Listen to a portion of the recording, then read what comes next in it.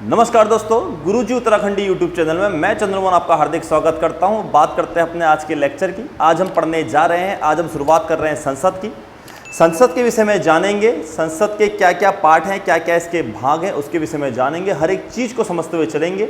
और उससे पहले जिन भी दोस्तों ने अभी तक वेदासी लर्निंग ऐप को डाउनलोड नहीं किया है तो जल्दी से वेदासी लर्निंग ऐप को डाउनलोड कर लीजिए, ठीक है दोस्तों। क्योंकि आपके जो लोअर पीसेस के फॉर्म आ चुके हैं, मेंस राइटिंग वहाँ पर है। 200 नंबर का लोअर पीसेस में मेंस का आपका एग्जाम है, जिसमें 20 क्वेश्चन और जिसमें आगे 20 क्वेश्चन और हर एक क्वेश्चन कितने नंबर का है, 10 नंबर का है। वहाँ पर आपको बहुत ज़्यादा ज़रूरत है किसकी, जीएस की, जीएस को समझने की, जीएस को जानने की। तो दोस्तों जल्दी से जुड़ जाइए मेरे साथ वेदासी लर्निंग ऐप में। जो भी मैं लेक्चर आपको पढ़ाऊँगा, जो भी मेरे लेक्चर चलेंगे, हर एक चीज़ को मैं कवर करते हुए चलता हूँ, पूरी नॉलेज आपको देते हुए चलता हूँ कि अगर आप मेंस राइटिंग के लिए भी बैठे, मेंस लिखने भी बैठे, तो आपको कहीं पर भी कोई भी दिक्कत ना हो, ठीक है दोस्तों। तो शुरू करते हैं अपना आज का लेक्चर। बात करते हैं पार्लियामेंट की, संसद की, ठीक है दोस्तों। तो सबसे पहले देखिए संसद के विषय में जानते हैं, पार्लियामेंट के विषय में जानते हैं कि भारत की संसद क्या है। देखिए, शासन व्यवस्था इंग्लैंड के समान वेस्टमिनिस्टर मॉडल पर आधारित। किसकी शासन व्यवस्था? भारत की जो शासन व्यवस्था है वो किसके ऊपर आधारित है? इंग्लैंड के ही समान, इंग्लैंड के वहाँ क्या चलता है कि वेस्टमिनिस्टर मॉडल पर आधारित है। किसकी व्यवस्था? भारत की शासन व्यवस्था। अब बात करें भैया वेस्टमिनिस्टर मॉडल मतलब क्या, इसको समझते हुए चलते हैं। देखिए, वेस्टमिनिस्टर मॉडल मतलब क्या होता है? वेस्टमिनिस्टर मॉडल का अर्थ होता है पार्लियामेंट्री फॉर्म ऑफ गवर्नमेंट, यानी कि सरकार का संसदीय रूप, संसदीय व्यवस्था वाली जो सरकार है उसको क्या कहा गया है? वेस्टमिनिस्टर मॉडल कहा गया। और कहाँ पर लिया गया है? इंग्लैंड से। अब बात करें कि भैया इसका नाम वेस्टमिनिस्टर मॉडल क्यों रखा गया? क्योंकि देखिए लंदन में एक जगह पड़ती है, उस जगह का नाम है वेस्टमिनिस्टर।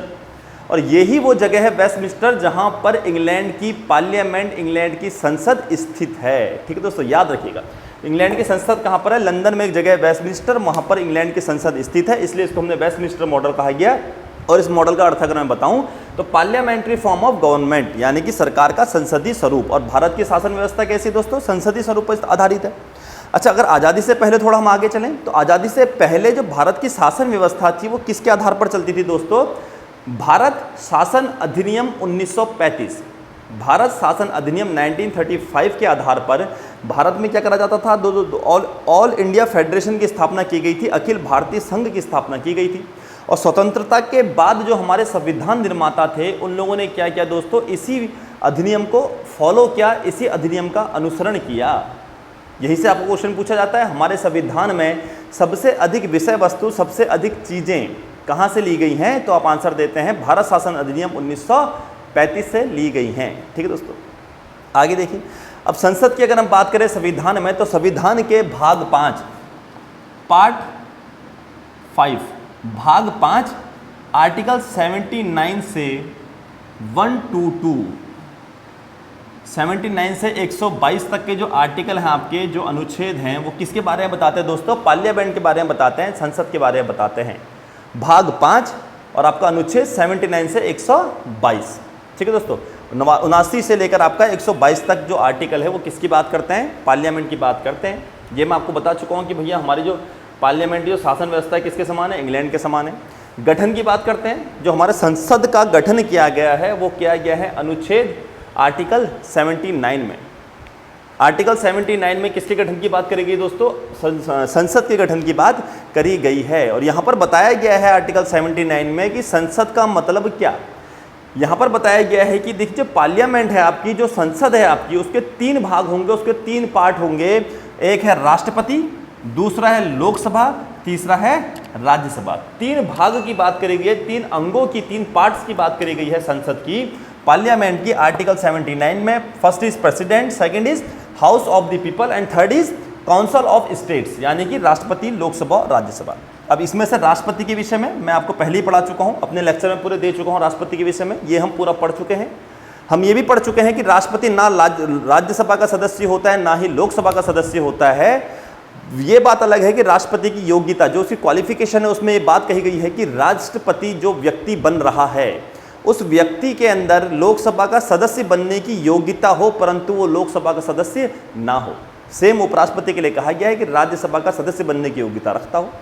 तो देखिए, राष्ट्रपति है ना आपका लोकसभा का सदस्य है होता है, ना ही राज्यसभा का सदस्य होता है, परंतु देखिए फिर भी संसद का एक अभिन्न अंग है, एक बहुत महत्वपूर्ण भाग है संसद का, क्योंकि जब कोई बिल दोनों सदनों से पास होता है तो अंत में किसके साइन होते हैं? राष्ट्रपति का हस्ताक्षर होता है, राष्ट्रपति की सहमति, राष्ट्रपति की परमिशन ली जाती है, उसके पश्चात ही कोई बिल आपका क्या बनता है, कोई बिल आपका कानून बनता है, एक लॉ बनता है। ठीक है दोस्तों, तो इसके पश्चात यदि राष्ट्रपति संसद का एक भाग है, संसद का एक अंग है, तो इसको कुछ पावर्स दी गई हैं, कुछ बहुत सारी इसको क्या दी गई हैं, शक्तियां दी गई हैं, जिसके विषय में मैं अपने पुराने लेक्चर में, जो हमारा लास्ट लेक्चर चला था राष्ट्रपति का, प्रेसिडेंट का, वहां पर मैं आपको अच्छी तरह से समझा चुका हूं। ठीक है दोस्तों, अब हम बात करेंगे लोकसभा और राज्यसभा की। सबसे पहले हम बात करते हैं राज्यसभा की, काउंसिल ऑफ स्टेट्स की। जहां पर मैं शब्द लेता हूं राज्यसभा, काउंसिल ऑफ स्टेट, तो नाम से ही पता चल रहा है राज्यसभा यानी कि राज्यों की सभा।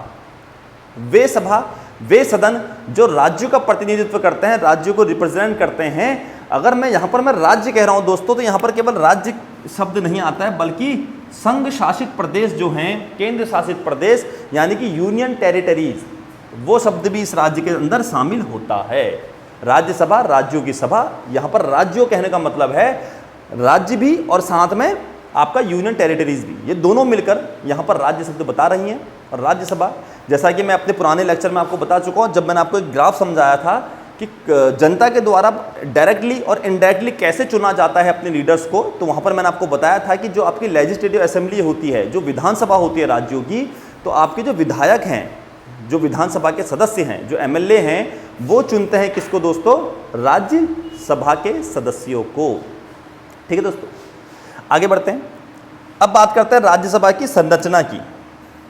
राज्यसभा की संरचना की, composition of the council of states, बात करेंगे कि इनकी संरचना कैसी है। तो इसके विषय में कहां पर दिया गया है? अनुच्छेद 80, आर्टिकल 80 यहां पर बताता है किसके विषय में? राज्यसभा की संरचना के विषय में। ठीक है, तो यहां पर देखिए समझते हुए चलते हैं। सदस्य कितने सदस्य वर्तमान में हैं, प्रेजेंट टाइम में कितने सदस्य हैं राज्यसभा में, कहां से कितने सदस्य चुने जाते हैं। तो देखिए मैक्सिमम जो मेंबर्स होते हैं राज्यसभा, वो कितने हो सकते हैं? याद रखिएगा दोस्तों, बहुत बार एग्जाम में क्वेश्चन पूछा जाता है। 250 यानी कि 250, 250 सदस्य आपके मैक्सिमम हो सकते हैं राज्यसभा में। अधिकतम सदस्य कितने हो सकते हैं? 250। इसको तोड़ लीजिए, 250 में से 238 कहाँ से आए हैं? 238 आए हैं आपके इलेक्टेड मेंबर। इलेक्टेड मतलब जो निर्वाचित हैं, जो चुनावी प्रक्रिया के तहत जिनको चुना गया है। और 12 सदस्य ऐसे हैं जो नॉमिनेटेड हैं यानी कि मनोनीत हैं। ठीक है दोस्तों, 280 मेंबर्स ऐसे जो इलेक्टेड हैं, जो इलेक्शन लड़के आए हैं, और 12 मेंबर यानी कि 12 सदस्य ऐसे जिनको किसके द्वारा चुना जाता है? राष्ट्रपति के द्वारा चुना जाता है, जो कला के क्षेत्र से, साहित्य के क्षेत्र से, विज्ञान के क्षेत्र से संबंधित होते हैं और नॉमिनेटेड बाय प्रेसिडेंट, राष्ट्रपति के द्वारा मनोनीत किए जाते हैं। ठीक है दोस्तों, 250 में 238 बाय इलेक्टेड और 12 आपके बाय नॉमिनेटेड, किसके द्वारा? राष्ट्रपति यानी प्रेसिडेंट के द्वारा। आगे बढ़ते हैं। अब बात करें अगर वर्तमान की, कि वर्तमान में कितने सदस्य हैं, तो दोस्तों वर्तमान में 245 सदस्य हैं। कितने सदस्य हैं टोटल? 245 सदस्य हैं। इसको समझते हुए चलते हैं कि ये 245 सदस्य कहाँ कितने, तो याद रखिएगा। देखिए मैक्सिमम मैंने आपको बोला 250 सदस्य हो सकते हैं, लेकिन प्रेजेंट टाइम में अगर बात करें तो 245 मेंबर्स हैं किसके अंदर? अभी आपका राज्यसभा के अंदर। इस आंकड़े को थोड़ा और समझते हैं ग्राफ की मदद से। देखिए इसमें से इलेक्टेड मेंबर कितने हैं और नॉमिनेटेड मेंबर कितने हैं इन 245 में से? तो जैसा मैंने आपको बताया कि मैक्सिमम आपके 238 मेंबर्स क्या हो सकते हैं? इलेक्टेड हो सकते हैं।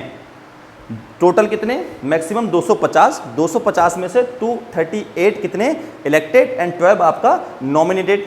ये कहानी आपके समझ में आई। अब आगे बढ़ते हैं। अब बात करेंगे प्रेजेंट टाइम पे कितने हैं। तो देखिए प्रेजेंट टाइम पे 245 मेंबर्स अभी आपके किसमें है? राज्यसभा में हैं। तो यहाँ पर देखिए इलेक्टेड कितने हैं? 233। 233 सदस्य अभी कितने हैं? ऐसे सदस्य हैं जो इलेक्टेड हैं। और मैक्सिमम होने कितने चाहिए थे? मैक्सिमम हो कितने सकते हैं आपका? 238। ठीक है दोस्तों, अब मैंने आपसे बोला कि भैया 238 हो सकते थे, इसको हटा दीजिए अब, क्योंकि यहाँ पर हम बात कर रहे हैं आपका उस टाइम की बात कर रहे हैं जब मैक्सिमम मेंबर्स की हम बात करते हैं, परंतु हैं आपके 245। तो देखिए नॉमिनेटेड मेंबर 12 के 12 हैं, यहाँ तो कमी नहीं हो रखी है। तो 5 सदस्यों की कमी कहाँ पर हुई दोस्तों? इलेक्टेड मेंबर्स में 5 सदस्यों की कमी हो रखी है। 238 हो सकते थे और 233 प्रेजेंट में है, जिसमें से राज्यों में से 225 225 सदस्य राज्यों से चुनकर आए हैं और यूटी से कितने सदस्य चुन के आए हैं आपका दोस्तों? 8 सदस्य यूटी से चुनकर अभी आए हैं। अगर आपसे यहाँ से कहीं से भी क्वेश्चन पूछे कि प्रेजेंट टाइम में कितने मेंबर्स हैं राज्यसभा में, आंसर दीजिएगा 245। राज्यों से इलेक्टेड कितने हैं तो आप आंसर दीजिएगा 233। प्रेजेंट टाइम पे हो कितने सकते हैं? 238। राज्यों से आपका इलेक्टेड पूछेगा तो आप कहेंगे 225, 225 और यूटी से 8 सदस्य और नॉमिनेटेड मेंबर्स आपका 12। ठीक है दोस्तों। नेक्स्ट देखिए, राज्यों तथा संघ शासित प्रदेश यानी कि यूनियन टेरिटरीज के प्रतिनिधियों का स्थान एवं संख्या, 4th शेड्यूल। बहुत अच्छा क्वेश्चन है दोस्तों, स्टार बना लीजिए।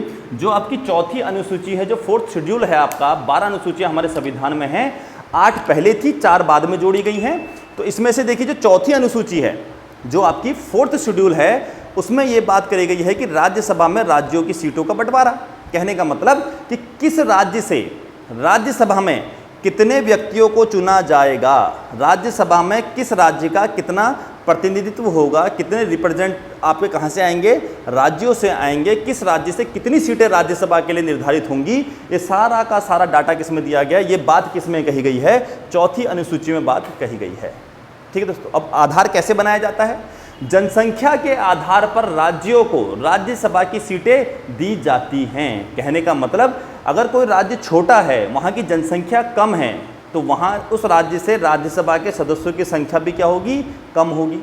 और कोई राज्य बड़ा है जहाँ की जनसंख्या ज़्यादा है, तो जनसंख्या के आधार पर उस राज्य की राज्यसभा की सीटें, जो उस वहाँ राज्य से जो राज्यसभा में चुन के जाएंगे, उनकी सीटें भी क्या होंगी?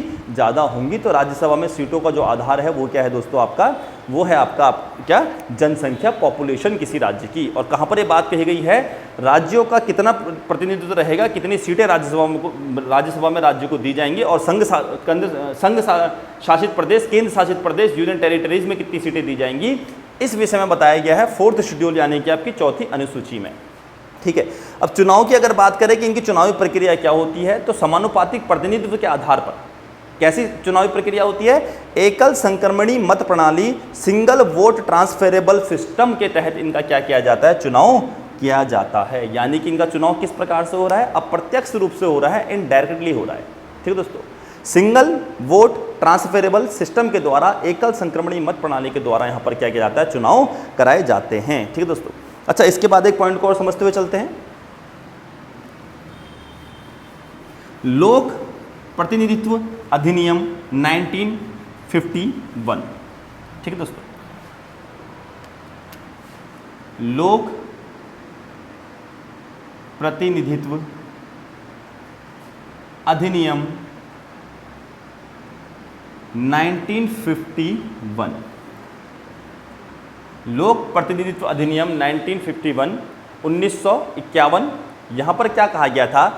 यहाँ पर एक बात कही गई थी इस अधिनियम के तहत कि भैया यदि कोई व्यक्ति किसी राज्य से किसी राज्यसभा के लिए जा रहा है, कहने का मतलब कि फॉर एग्जांपल उत्तराखंड की राज्यसभा में कितनी सीटें हैं? राज्यसभा के लिए 3 सीटें हैं। यदि उत्तराखंड राज्य से जो भी व्यक्ति इन 3 सीटों में राज्यसभा में जाएगा, वो मूल रूप से कहाँ का निवासी होना चाहिए? उत्तराखंड का ही निवासी होना चाहिए। यदि किसी राज्य से कोई व्यक्ति उस राज्य के द्वारा राज्यसभा के लिए चुना जाता है, तो जो व्यक्ति को राज्यसभा के लिए चुना जा रहा है वो मूल रूप से कहाँ का होना चाहिए? आपका उसी राज्य का निवासी होना चाहिए। यदि कोई व्यक्ति अगर इस अधिनियम के अनुसार देखें तो वो व्यक्ति जो उत्तराखंड का नागरिक नहीं है, उत्तराखंड की तरफ से राज्यसभा में प्रतिनिधित्व नहीं कर सकता है। ऐसा ही हर एक राज्य की कहानी थी। जो भी व्यक्ति किसी भी राज्य से चुन के जाए, उस राज्य का आपको क्या होना चाहिए? निवासी होना चाहिए, नागरिक होना चाहिए, सिटीजन होना चाहिए। परंतु दोस्तों 2003 में संसद ने इसमें संशोधन किया। 2003 में संसद के द्वारा संशोधन किया गया और जो ये लॉ था, जो ये प्रणाली थी, इसको हटा दिया गया। अब कोई भी व्यक्ति किसी भी राज्य की राज्यसभा से, किसी भी राज्य की तरफ से राज्यसभा में प्रतिनिधित्व कर सकता है। यानी कि यदि कोई व्यक्ति उत्तराखंड का मूल निवासी है तो वो असम की राज्यसभा से भी चुनकर जा सकता है, असम राज्य की तरफ से भी राज्यसभा में उसे चुना जा सकता है। कब किया गया था? 2003 में संसद के द्वारा इस प्रणाली को हटा दिया गया था। लोक प्रतिनिधित्व अधिनियम 1951 1951 के तहत ये बात कही जाती थी।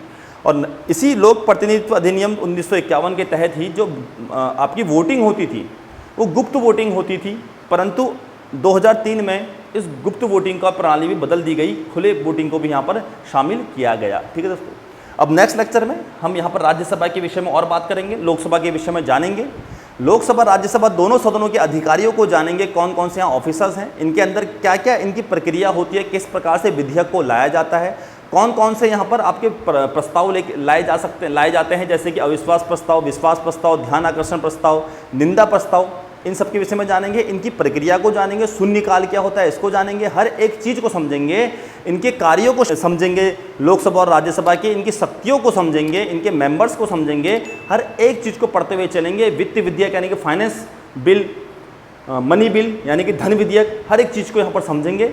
तो मिलते हैं आपसे अपने नेक्स्ट लेक्चर में। और मैं फिर से कहना चाहता हूं, जिन भी दोस्तों ने अभी तक वेदासी लर्निंग ऐप को डाउनलोड नहीं किया है तो जल्दी से डाउनलोड कर लीजिए। इसी प्रकार से सरल तरीके से हर एक चीज़ को कवर करते हुए चलेंगे, आपकी कोई भी चीज़ एग्जाम में कहीं पर भी नहीं छूटेगी। और यदि आप लोअर पीसीएस और पीसीएस की तैयारी कर रहे हैं तो आपका जो मेंस में आप राइटिंग आपको लिखना है, जो लिखने का आपका सिलेबस है वो भी पूरा का पूरा इसी के साथ कवर हो जाएगा। तो दोस्तों मिलते हैं आपसे अपने नेक्स्ट लेक्चर में, तब तक के लिए धन्यवाद।